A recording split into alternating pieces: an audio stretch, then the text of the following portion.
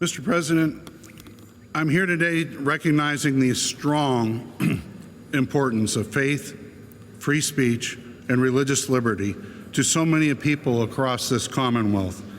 In fact, it has been since William Penn founded it, and from the great law to the most recent and current version of our state constitution ratified in 1968. Today, I'm privileged to introduce Senate Resolution 57, which once again officially recognizes April 2025 as Faith Month in Pennsylvania. Our Commonwealth was founded as a haven for religious freedom, diversity, and tolerance by William Penn, who boldly proclaimed, "No people can be truly happy, though under great enjoyments of civil liberties, if abridged of the freedom of their consciences as to their religious profession and worship."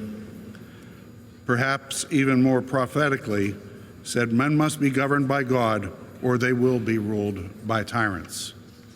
In our most recent Constitution, the one we operate under today, in our Bill of Rights, Article 1, Section 3 reads, "All men have a natural and indefeasible right to worship Almighty God according to the dictates of their own consciences. No man can of right be compelled to attend, erect, or support any place of worship or to maintain any ministry against his consent. No human authority can, in any case whatever, control or interfere with the rights of conscience, and no preference shall ever be given to a law to any religious establishments or modes of worship." And Section 4 continues with this right.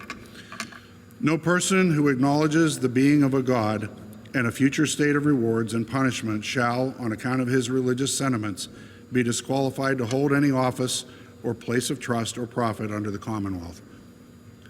Pennsylvania and the other 12 colonies that founded our nation were clearly conceived as one nation under God.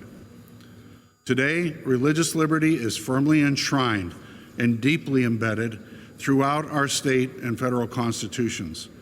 It's in our currency, the Pledge of Allegiance, and of course, the Declaration of Independence, which unquestionably establishes the United States of America was born of the unanimous declaration that we are endowed by our Creator with certain unalienable rights, based on the laws of nature and nature's God, appealing to the supreme judge of the world and acknowledging our reliance on the protection of divine providence. From our first president to the current chief executive occupant, we continue to acknowledge the free expression of faith in Almighty God as America's first freedom. According to President George Washington, it is the duty of all nations to acknowledge the providence of Almighty God, to obey His will, to be grateful for His benefits, and humbly to implore His protection and favor. Our founders repeatedly during the Revolutionary War and in times since in times of trouble, the presidents have asked and Congress has passed resolutions seeking a time of prayer and fasting. And when things have turned from those times of trouble, times of prayer and thanksgiving. James Madison, one of the primary architects of the U.S. Constitution, stated, "Religious bondage shackles and debilitates the mind and unfits it for every noble purpose and every expanded prospect."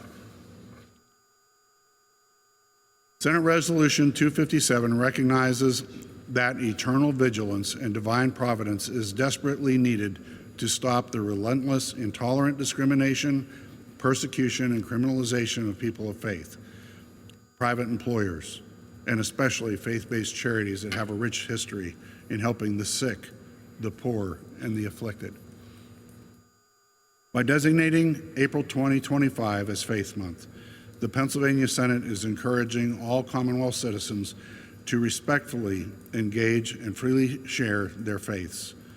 Just as William Penn and America's founders originally intended, this includes prayer, worship, and all other peaceful displays and expressions of religious liberty and thanksgiving. Thank you, Mr. President.